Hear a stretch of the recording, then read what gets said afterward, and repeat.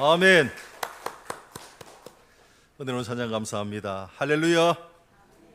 우리 앞뒤좌우로 한번 인사하겠습니다. 잘 오셨습니다 하고 인사하겠습니다. 하나님의 크신 은혜가 우리 예배하는 모든 성도님들 가운데 충만하기를 간절히 축원합니다. 오늘 본문의 말씀은 솔로몬의 성전 완공과 함께 그 성전에 들어갈 기물들의 제작 과정과 그 종류들을 보도하고 있습니다. 아울러 51절에 보면 솔로몬 왕이 여호와의 성전을 위하여 만드는 모든 일을 마친지라 했습니다. 그러므로 짐작컨대 이 모든 역사가 솔로몬의 지시와 감독 아래 질서 있게 이루어졌음을 알 수가 있는 것입니다. 그러나 아시다시피 성경은 인간의 무슨 업적이나 역사를 기록한 책이 아닙니다. 성경은 하나님에 대해서, 하나님의 약속에 대해서, 하나님께서 그 약속을 어떻게 신실하게 이루어 가시는가에 대해서 기록하고 계시한 책이 바로 성경입니다. 그러므로 오늘 본문 역시 한 인간의 무슨 업적이나 역사를 말씀하는 것이 아니라 하나님께서 일찍이 다윗과 맺으셨던 그 언약 위에 하나님의 신실하심과 그 능력으로 성전이 완공되었음을 보도하고 있는 것입니다. 그래서 51절의 말씀, 솔로몬에 의해서 성전 건축이 마쳐졌다 하는 말씀은 일찍이 하나님께서 다윗에게 언약하신 대로 다른 어떤 이가 아닌 솔로몬에 의해서 성전이 마쳐졌음을, 그렇게 그대로 되었음을 분명히 하고 확실시하고 있는 것입니다. 성도 여러분, 이것은 오늘날 교회 역시도 마찬가지입니다. 교회는 사람이 자기 뜻대로 만들어내고 자기 뜻대로 세워가는 공동체가 아닙니다. 교회는 일찍이 예수님께서 베드로와 맺으신 그 언약 위에 세워진 것이 교회이고, 성부 하나님의 인류를 향한 구원의 계획과 섭리 가운데 이끌어 가시며 성령 하나님의 능력으로 교회가 완성이 되는 것입니다. 그러므로 결국 교회를 세우시고 이끌어 가시고 완성하시는 분은 하나님이시라는 말씀이요, 다만 우리는 이 거룩한 일에 부름받은 사람일 뿐인 것입니다. 그럼 우리는 여기서 한 가지 질문을 던질 수가 있습니다. 그것은 이 성전을 세우는 일에 있어서 하나님은 과연 누구를 사용하셨는가 하는 것입니다. 그렇지 않습니까? 이 거룩한 성전 건축과 하나님의 성전에 사용된 기물들을 아무에게나 맡기고 아무에게나 만들게 하시지는 않았을 것입니다. 다시 말해 하나님께서 쓰셨던 사람이 있다는 말씀이자, 오늘 역시 하나님의 거룩한 교회를 세우는 일에 있어서 하나님이 부르시는 사람이 있고 하나님께서 쓰시는 사람이 있다는 말씀입니다. 그럼 그 사람이 누구인가 하는 거예요. 바로 오늘 말씀을 통해 이 사실을 깨닫고 이 거룩한 일에 부르심을 받고 하나님의 손에 아름답게 사용되고 쓰임받는 우리 교회와 우리 성도님들 되시기를 축원합니다. 그러나 여기에 앞서 우리가 먼저 붙들어야 할 중요한 신앙 고백이 있습니다. 그것이 바로 앞서 읽었던 51절의 말씀, 솔로몬 왕이 여호와의 성전을 위하여 만드는 모든 일을 마친지라, 이 말씀입니다.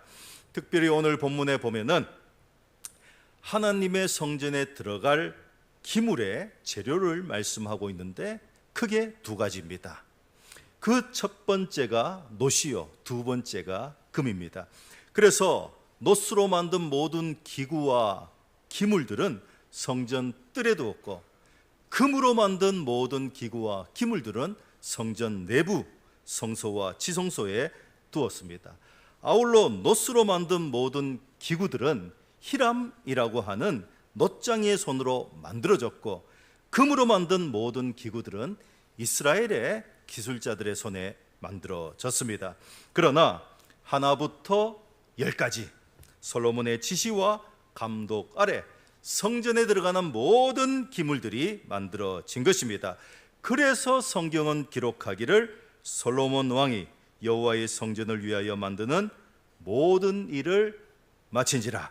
다시 말해 모든 영광이 오직 솔로몬에게만 집중되더라 하는 말씀입니다. 그러므로 오늘 우리의 신앙 고백 역시 나의 나된 것은 오직 하나님의 은혜로라, 오직 하나님께만 올려드리는 신앙이 되어야 한다는 말씀입니다. 바라옵기는 주의 성전에서 하는 모든 수고와 섬김이 자신의 공로와 업적이나 자랑이 아닌 시작도 과정도 그 마지막도 우리의 모든 영광을 하나님께만 올려드리는 우리 교회와 우리 성도님들 되시기를 축원합니다. 그럼 하나님의 이 거룩한 성전을 세우는 일에 있어서 하나님은 누구를 사용하시는가? 성도 여러분, 본문에 보면 성전의 모든 기물, 다시 말해 13절에서 47절까지 말씀하는 성전의 모든 기물들은 노스로 만들어졌습니다. 아울러 노시든 금이든 모든 성전의 기물은 주물로 만들어졌습니다. 아시다시피 주물이란 쇳물을 녹여서 그 녹인 쇳물을 가져다가 흙틀에 부어서 만드는 방식이 바로 주물입니다. 그런데 이 흙이 어떤 흙입니까? 46절에 보면 차진 흙이라 했습니다. 차진 흙이란 말은 밀도가 높고 찰기가 있는 흙, 다시 말해 진흙을 말씀하고 있는 거예요. 나아가 46절에 보니까 왕이 명령하기를 요단 평지에서 숫곡과 사르단 사이에 차진 흙에 이 논물을 부어서 만들어라 명령하고 있습니다. 성도 여러분, 우리나라의 진흙, 즉 머드가 유명한 곳이 어디입니까? 충청남도 보령입니다. 올해도 많은 관광객들이 모여서 머드 축제를 했습니다만 유독 충청남도 보령에 있는 진흙이 양질의 미네랄을 함유하고 있는 것입니다.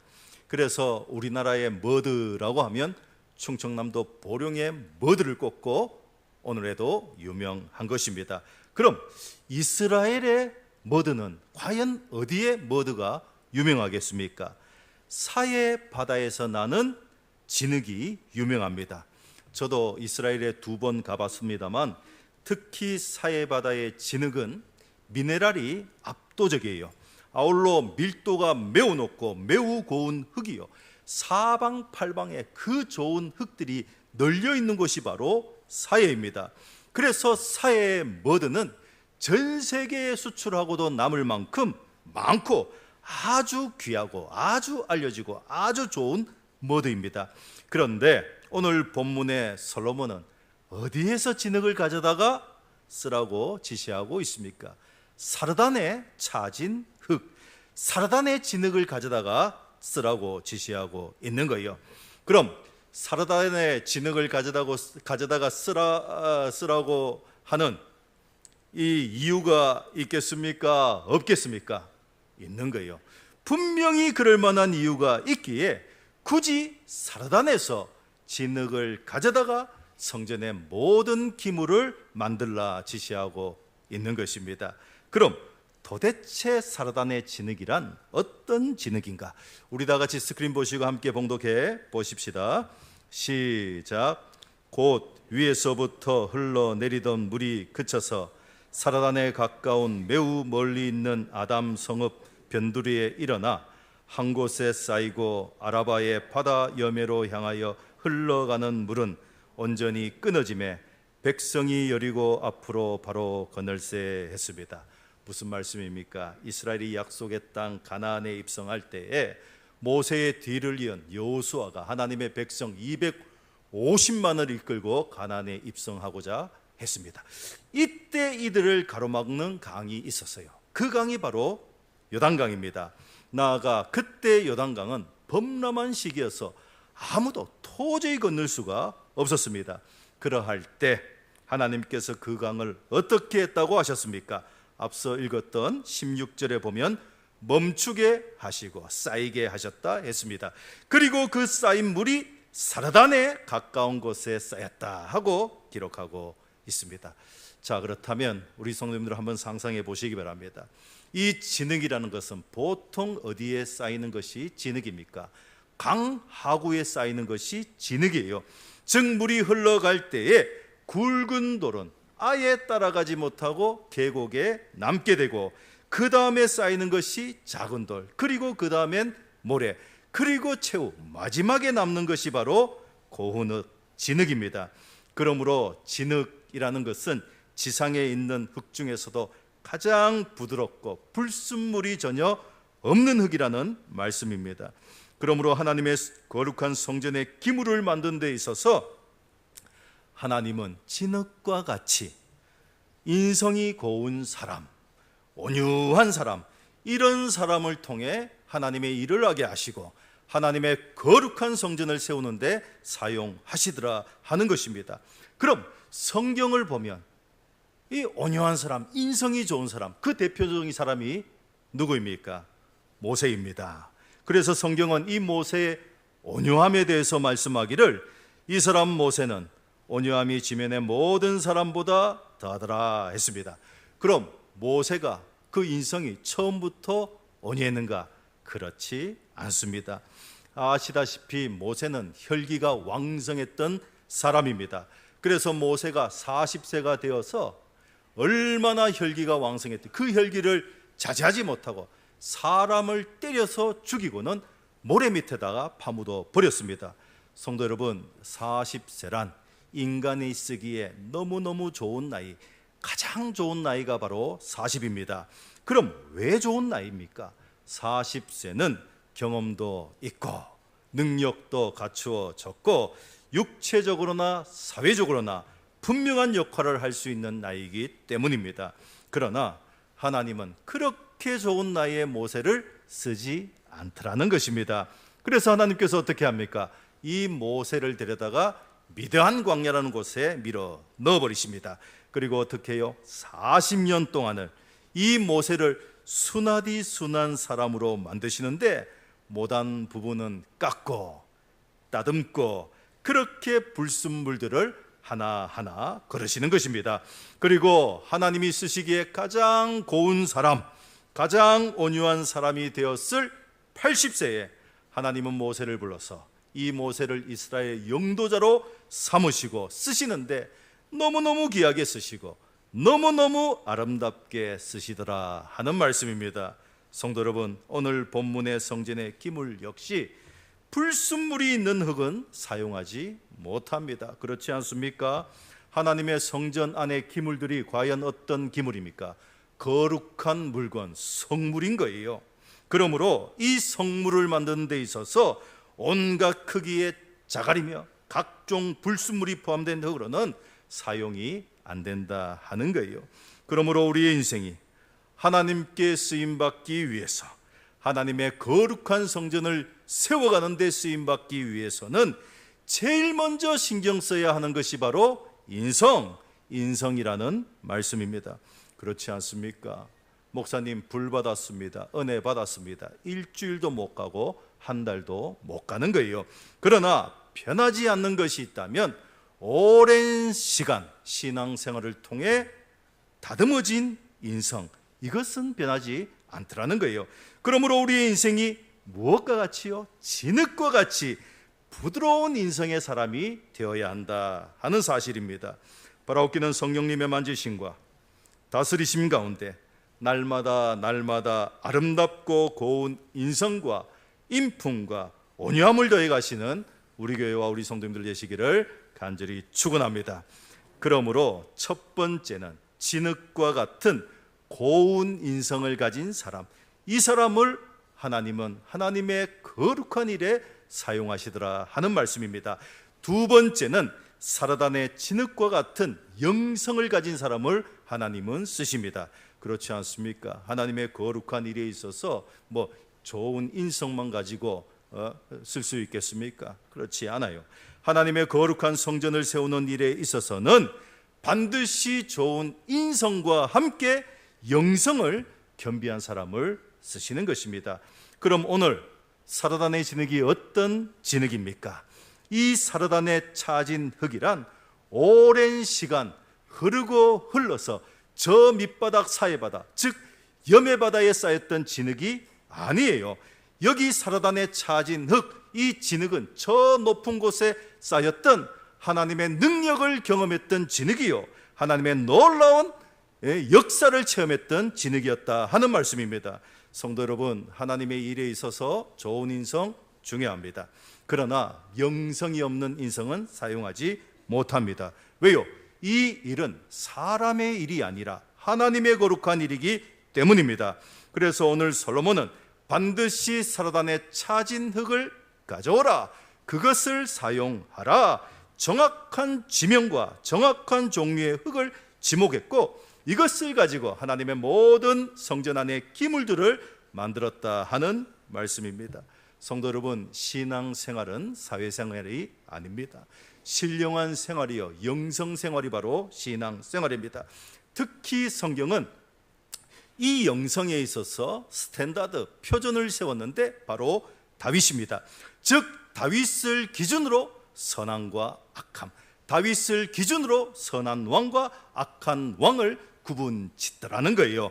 바라옵기는 우리 속에 신령한 영성, 다윗이 가진 영성을 제대로 갖추도록 다윗을 기준으로 해서 신앙생활 하시는 우리 성도님들 되시기를 축원합니다.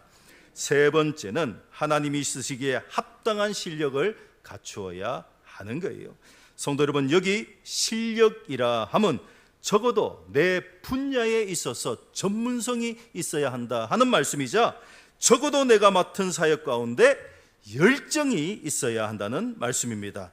특별히 오늘 솔로몬은 이 성전의 모든 기물을 만드는 데 있어서 한 사람을 데려오고 있습니다. 그 사람이 누구입니까? 13절에 보면 두로에서 히람을 데려오니 했습니다. 즉 예루살렘으로부터 저 멀리 떨어진 두로에서 한 사람을 데려오고 있는 거예요. 그 사람이 바로 히람입니다. 자, 그럼 이 히람이라는 사람이 어떤 사람입니까? 우리 스크린 보시고 14절 말씀 함께 봉독해 보십시다. 시작. 그는 납달리 지파 과부의 아들이요 그의 아버지는 두로 사람이니 롯세 대장장이라. 이 히람은 모든 논일의 지혜와 총명과 재능을 구비한 자이더니 솔로몬 왕에게 와서 그 모든 공사를 하니라. 아멘. 자, 히람이란 사람이 어떤 사람이라고 말씀하고 있습니까? 첫 번째는 납달리 지파 과부의 아들이라는 거예요. 다시 말해 아버지가 일찍 돌아가셨다는 거예요. 두 번째는 그의 아버지가 두로 사람이라는 거예요. 다시 말해 어머니가 이스라엘 납달리 지파 여인이요, 아버지는 두로 사람. 그렇다면 그 히람은 혼혈인이었다 하는 말씀입니다. 그리고 세 번째는 그의 아버지가 롯세 대장장이, 다시 말해 히람의 녹기술을 누구한테 배웠다고요? 아버지께 배운 기술이었다 하는 말씀입니다. 그러므로 짐작컨대 이 히람이라는 사람은 분명히 어릴 적 자라날 때 친구들로부터 혼연이라고 따돌림을 당하고 놀림을 받았을 것이에요. 또 아버지가 일찍 돌아가시는 바람에 참으로 불우하고 가난한 성장 시기를 보내었을 것입니다. 이 사람이 바로 히람이라는 거예요. 그러나 어떻게 해요? 히람은 모든 논일의 지혜와 총명과 재능을 구비한 자이더니, 무슨 말씀입니까? 자신의 처지와 환경이 참으로 불우했지만 포기하지 않았다는 거예요. 주저앉지 않았다 하는 말씀입니다. 그러므로 히람은 열정의 사람, 자신의 삶과 자신에게 맡겨진 사역에 있어서 열정을 가진 사람이었다 하는 말씀입니다. 성도 여러분, 오늘날 이 땅의 많은 성도들과 오늘날 이 땅의 많은 청년들이 왜 쉽게 주저앉고 포기합니까? 그 속에 열정이 없기 때문이에요. 그래서 내 환경이, 내 가정의 형편이, 그러면서 자신의 삶에 대한 열정도, 맡겨진 사명에 대한 열정도 갖지 못하더라는 말씀입니다. 그러나 오늘 이 히람이란 사람은 비록 이런 불우한 환경 속에서 성장했지만은 포기하지 않았습니다. 주저하지 않았다는 거예요. 그래서 성경은 이 히람에 대해서 말하기를 모든 논일의 지혜와 총명과 재능을 구비한 자이더라 하는 거예요. 성도 여러분, 여기 지혜라는 것은 사람으로부터 얻어지는 지식이 아닙니다. 하늘로부터 주어지는 것이 바로 지혜입니다. 그러므로 이 히람이라는 사람은 무슨 일을 하든지 성령 충만한 거예요. 그래서 하나님이 주시는 이 지혜로서 자신의 모든 일을 감당하더라 하는 것입니다. 두 번째는 총명이라고 했습니다. 총명이라는 말은 참과 거짓을 구분하는 능력이에요. 즉 자신의 일에 대한 전문성, 그 지식에 대한 그 지식이 충만했다는 말씀입니다. 그러므로 내 일에 대해서는 어떤 누구도 왈가왈부하지 말아라는 거예요. 내 일에 대해서는 어떤 사람도 묻지 마. 확실하다는 거예요. 따라올 사람이 없다는 말씀입니다. 세 번째는 재능을 구비했다 했습니다. 여기 재능이라는 말은 기술이에요. 그러므로 히람이라는 사람은 자신의 분야에 대해서 확실하고 넘치는 지식뿐만 아니라 이 놋기술에 대해서는 어떠한 사람도 도전할 수 없는, 어떠한 사람도 따라올 수 없는 일인자였다 하는 말씀입니다. 그러므로 솔로몬은 이렇게 하나님의 지혜와 총명과 재능을 구비한 히람을 두로에서 불러들여 하나님의 거룩한 성전을 세우는 일에 쓰고 있더라 하는 말씀입니다. 그럼 이 히람의 손에 이 진흙이 들리니 어떻게 됩니까? 놀라운 일들이 벌어지고 있는 거예요. 즉 아무짝에도 쓸모없었던 이 진흙이, 그래서 누구도 알아주지 않으며 땅속 깊이, 강속 깊이 오랜 시간 묻혀 있었던 이 진흙이 히람의 손에 들려지자 폭이 6m, 높이가 9m, 그리고 그 기둥의 높이까지 포함하면 12m나 되는 성전을 바쳤던 어마어마한 두 기둥, 놋으로 만든 두 기둥, 야긴과 보아스가 세워지고 거기에 달렸던 놋으로 만든 성류 장식 400개며 놋으로 만든 번제단이며 물두멍이며 바다며 부사며 하여튼 그 손에서 5만 가지 놀라운 작품들이 만들어지더라 하는 것입니다. 자, 그렇다면 오늘 이 말씀이 무슨 의미입니까?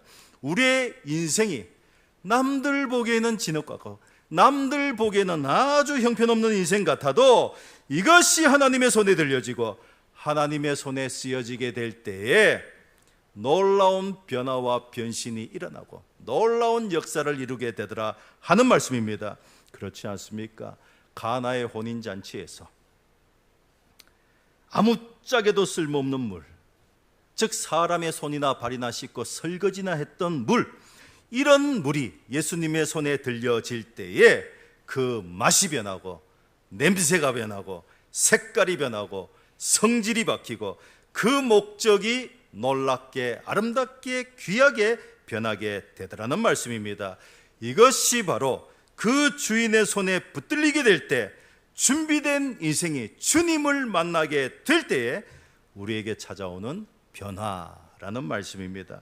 성도 여러분, 축복합니다. 바라옵기는 오늘 사르단의 진흙과 같이 고운 인성과 온유함을 갖추시기를 축원합니다. 하나님이 쓰시기에 합당한 영성을 우리 속에 가득가득 갖추기를 축원합니다. 아울러 어떠한 상황이든지 포기하지 않는 열정과 자신의 삶과 맡겨주신 사역에 있어서 전문성을 갖추는 우리 성도님들 되시기를 축원합니다.